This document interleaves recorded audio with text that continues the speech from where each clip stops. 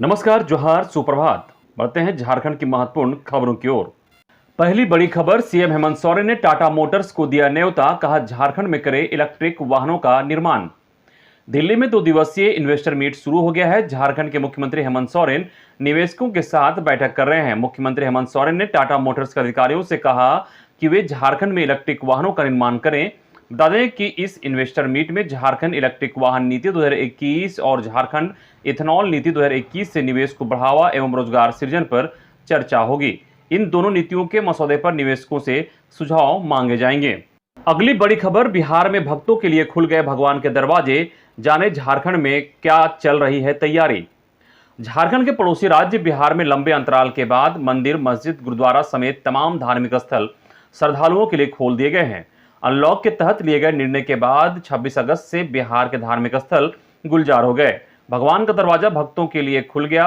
इसी के साथ अब पड़ोसी राज्य झारखंड में भी धार्मिक स्थल भक्तों के लिए खोले जाने की उम्मीद बढ़ गई है। देवघर स्थित बाबा वैद्यनाथ मंदिर और बासुकीनाथ स्थित बाबा वैद्यनाथ मंदिर को खोलने के लिए तो आंदोलन शुरू हो गया है। झारखंड में अभी अनलॉक 6 चल रहा है। इसके तहत दिशा निर्देश अगस्त माह के लिए जारी किए गए थे। आने वाले 2 से 3 दिनों के अंदर झारखंड सरकार अनलॉक 7 के तहत सितंबर माह के लिए गाइडलाइन जारी कर सकती है। इसमें धार्मिक स्थलों और क्लास 1 से लेकर 8 तक के स्कूलों को भी खोलने पर निर्णय हो सकता है। अगली बड़ी खबर, आयुष अस्पतालों में अनुबंध पर होगी बहाली। अपर मुख्य सचिव ने मांगी नियुक्ति से संबंधित फाइल।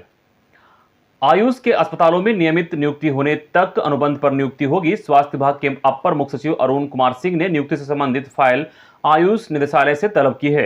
इनमें चिकित्सकों की नियुक्ति प्रमुख है। साथ ही गिरिडीह में बनकर तैयार राजकीय यूनानी मेडिकल कॉलेज तथा चाईबासा के राजकीय आयुर्वेद कॉलेज में राजपत्रित तथा राजपत्रित पदाधिकारियों की नियुक्ति को लेकर भी फाइल की मांग की है।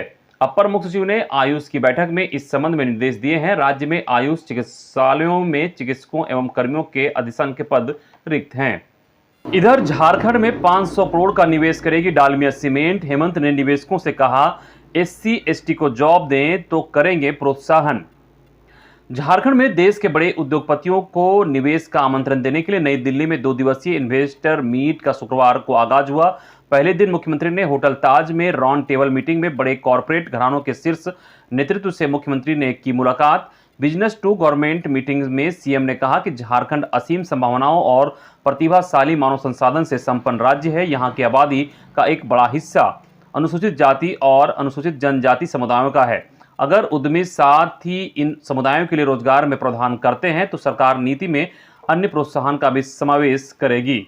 अगली बड़ी खबर, मनरेगा मजदूरों के खाते में डाले गए 350 करोड़। आयुक्त ने कहा कोई भूखा ना रहे, इसके लिए सरकार प्रयासरत। झारखंड के मनरेगा मजदूरों को राज्य सरकार ने एक बड़ी राहत दी है। सरकार ने उनके खाते में मजदूरी के रूप में 350 करोड़ रुपए डाल दिए हैं। मनरेगा आयुक्त राजेश्वरी बी ने कहा कि झारखंड के मनरेगा मजदूरों की मजदूरी मद में 350 करोड़ रुपए बकाया था। राज्य सरकार की ओर से इसके लिए लगातार प्रयास किया जा रहा था। यह राशि अब तक झारखंड को नहीं मिली थी। हालांकि केंद्र सरकार ने इस वित्तीय वर्ष की 16वीं किस्त रिलीज कर दी है। उन्होंने कहा कि कोविड-19 जैसी वैश्विक महामारी के दौरान कोई भूखा ना रहे, इसके लिए सरकार प्रयासरत है। सरकार के स्तर पर न सिर्फ बाहर से आए लोगों को बल्कि मनरेगा के तहत काम कर रहे मजदूरों का भी विशेष ख्याल रखा जा रहा है। अगली बड़ी खबर, झारखंड में पीएम आवास योजना के तहत बने मकान में चल रहा था चर्च। पीएम मोदी तक पहुंचा मामला तो सक्रिय हुआ प्रशासन, कराया बंद। खूंटी, सिमडेगा, गुमला सहित झारखंड के कई जिलों में चल रहे अवैध धर्मांतरण को लेकर खबर छपने के बाद उसका असर भी दिखने लगा है। एक तरफ गांव में लोग धर्मांतरण कराने वालों के खिलाफ गोलबंद हो रहे हैं तो दूसरी तरफ अवैध रूप से चल रहे चर्च को लेकर प्रशासन भी सक्रिय हो रहा है। पीएम आवास योजना से निर्मित ग्रामीणों के घर में चल रहे चर्च की खबर छपने के बाद मामला प्रधानमंत्री तक पहुंचा। रांची के सांसद संजय सेठ ने प्रधानमंत्री के सामने पूरी बात रखी। उसके बाद पीएमओ कार्यालय से लेकर जिला प्रशासन तक सक्रिय हुआ। अगली बड़ी खबर, झारखंड के 35,000 पारा टीचर्स को सरकारी शिक्षक बनने का मौका। राज्य में पहली बार शिक्षकों के 71,000 पद होने वाले हैं सृजित। खबर के मुताबिक झारखंड में पहली बार शिक्षकों का पद सृजन होने वाला है। राज्य के प्राथमिक व मध्य विद्यालयों में लगभग 71,000 पद सृजित करने की तैयारी है। पद सृजन के बाद शिक्षकों की नियुक्ति होने से आधे से अधिक पारा शिक्षक सरकारी शिक्षक बन सकते हैं। प्राथमिक शिक्षक नियुक्ति नियमावली में 50% पद पारा शिक्षकों के लिए आरक्षित हैं। 71,000 पद सृजन के बाद नियुक्ति से 35,000 पारा शिक्षक सरकारी शिक्षक बन सकते हैं। इसके अलावा प्राथमिक व मध्य विद्यालयों में फिलहाल 22,728 पद रिक्त हैं। अगली खबर, जैक 31 अगस्त तक सभी परीक्षाओं की तिथि करेगा घोषित। खबर के मुताबिक झारखंड एकेडमिक काउंसिल की ओर से 31 अगस्त तक सभी परीक्षाओं की तिथि घोषित की जाएगी।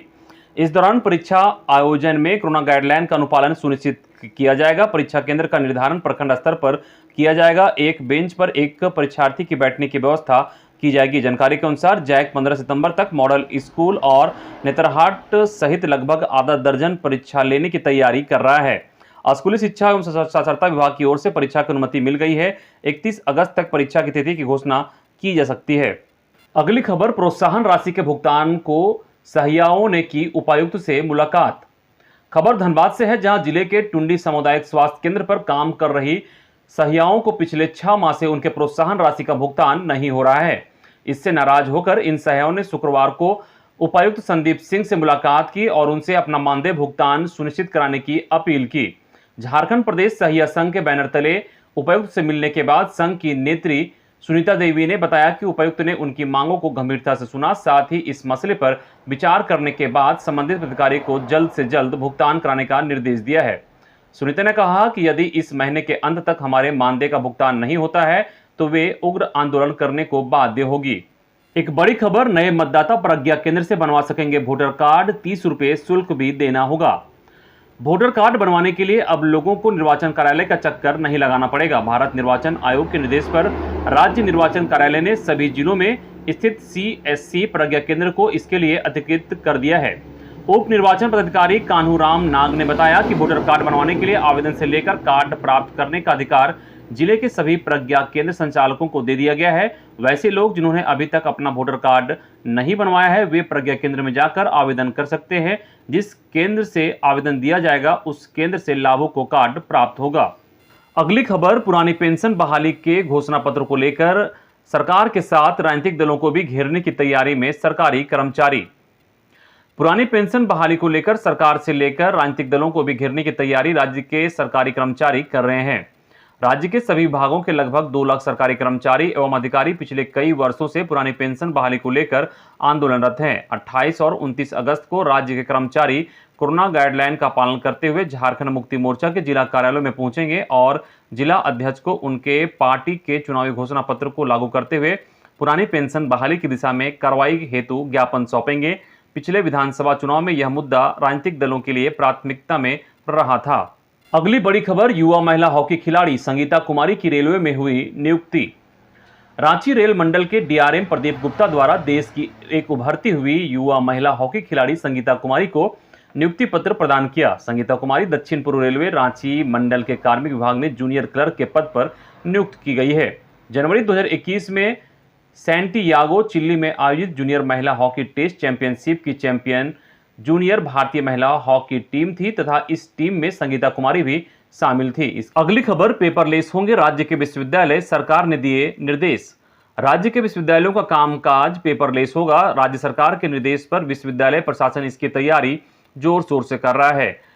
डिजिटलाइज और पेपरलेस कार्य संस्कृति और स्मार्ट गवर्नेंस को बढ़ावा देने के लिए शुक्रवार को मोरहाबादी स्थित बेसिक साइंस बिल्डिंग भवन में एक कार्यशाला का आयोजन किया गया। कार्यशाला का आयोजन झारखंड सरकार के उच्च एवं तकनीकी शिक्षा विभाग एवं रांची विश्वविद्यालय के संयुक्त प्रयास से किया गया। इसमें झारखंड सरकार द्वारा चुने गए एजेंसी NISG ने अपना प्रेजेंटेशन दिया। अगली खबर, सरकार सड़क दुर्घटना में मृतक के आश्रितों को 1 लाख रुपए देगी। खबर के मुताबिक राज्य सरकार अब सड़क दुर्घटना में मृतक के आश्रित को अनुग्रह अनुदान के रूप में 1 लाख रुपए देगी। सरकार ने इसे विशिष्ट आपदा घोषित किया है। यह जानकारी गोमिया अंचलाधिकारी संदीप अनुराग टोपोनो ने शुक्रवार को दी। उन्होंने बताया कि यह अनुग्रह अनुदान राज्य आपदा निधि के बजट से दिया जाएगा। इस अनुग्रह राशि को उपलब्ध कराने के लिए जिलों के उपायुक्तों को शक्ति प्रदान की गई है। अनुग्रह अनुदान भुगतान के लिए पोस्टमार्टम प्रतिवेदन के आधार पर जिला आपदा प्रबंधन प्राधिकार के निर्णय के आलोक में मृतक के आश्रित या हकदार को बैंक खाते में DBT, NEFT या RTGS के माध्यम से भुगतान किया जाएगा। अगली खबर, नगर आयुक्त से मिला पार्षदों का प्रतिनिधिमंडल, होल्डिंग वाटर टैक्स दे रहे घरों का नक्शा पास करवाने की मांग। रांची नगर निगम में वैसे कई मकान हैं जो निगम को होल्डिंग सहित वाटर टैक्स का नियमित भुगतान करते रहते हैं। हालांकि ऐसे घरों का निगम द्वारा अभी तक नक्शा नहीं पास कराया गया है। इसे लेकर अब निगम के पार्षद गोलबंद होकर ऐसे घरों को चिन्हित कर नक्शा पास करने की मांग कर रहे हैं। इसी कड़ी में शुक्रवार को पार्षदों का एक प्रतिनिधिमंडल नगर आयुक्त मुकेश कुमार से मिला, ज्ञापन सौंपा। पार्षदों ने बताया कि ऐसा करके ही निगम क्षेत्र के पुराने घरों को वैध करने का काम पूरा हो सकता है। अगली बड़ी खबर, जरेडा निदेशक ने किसानों के साथ किया संवाद, कहा डीजल से बेहतर सौर ऊर्जा संचालित पंप। खबर के मुताबिक राज्य के अधिक से अधिक किसानों को सोलर पंप सेट दिया जाना है। पीएम कुसुम योजना के तहत किसानों को इसका लाभ दिया जाना है। साथ ही किसानों के बीच इसका प्रचार भी बढ़ाना है। योजना सुदूरवर्ती किसानों के लिए उपयुक्त माना जा रहा है, जहां ग्रिड से बिजली नहीं पहुंच पाई है। ये बातें Jharkhand renewable energy development agency JREDA के डायरेक्टर के वर्मा ने कही। जरेडा की ओर से खुट्टी में संवाद का आयोजन किया गया, जिसमें किसान शामिल हुए। इस संवाद कार्यक्रम में केंद्रीय नवीन ऊर्जा मंत्रालय का भी सहयोग रहा। अगली खबर, बोकारो लव जिहाद का मामला, मुख्य आरोपी के घर की हुई कुर्की, कोर्ट के आदेश पर पुलिस ने की कार्रवाई। बोकारो के चास में लव जिहाद मामले में शुक्रवार को कोर्ट के आदेश पर पुलिस ने आगे की कार्रवाई की है। चास महिला थाना अंतर्गत कांड संख्या 821 के मुख्य आरोपी के घर को न्यायालय के आदेश पर कुर्की जब्ती की गई। इस मामले में एक युवती से शादी करने और धर्म परिवर्तन के लिए दबाव बनाने की प्राथमिकी दर्ज कराई गई थी। इस संबंध में सिटी थाना प्रभारी संतोष कुमार ने बताया कि इस कांड के मुख्य आरोपी आरजू मल्लिक और सोनू उर्फ सोनुआ नाज दोनों फरार चल रहे थे। दोनों लोगों के खिलाफ न्यायालय से वारंट निर्गत किया गया था। इससे पहले इन्हें इस्तेहार जारी कर कोर्ट में हाजिर होने का आदेश दिया गया था। इसके बावजूद दोनों आरोपी लोग न्यायालय में हाजिर नहीं हुए। इससे कोर्ट ने कुर्की जब्ती का आदेश जारी किया। इधर धनबाद के 5 शिक्षकों को मिलेगा जिला स्तरीय शिक्षक पुरस्कार, उपायुक्त करेंगे सम्मानित। शिक्षक दिवस पर धनबाद के 5 शिक्षकों को सम्मानित किया जाएगा। उपायुक्त शिक्षकों को जिला स्तरीय शिक्षक पुरस्कार से सम्मानित करेंगे। शिक्षक पुरस्कार के लिए कुल 16 आवेदन विभाग को मिले थे, जिसमें प्रारंभिक विद्यालयों से 12 और माध्यमिक विद्यालय से 4 शिक्षक शिक्षिकाओं ने आवेदन जमा किए थे। उपायुक्त स्तर पर हुई बैठक में 5 शिक्षकों का चयन सर्वोच्च प्राप्तांक के आधार पर किया गया है। इनमें से एक शिक्षक का चयन राज्य स्तर के लिए किया जाएगा।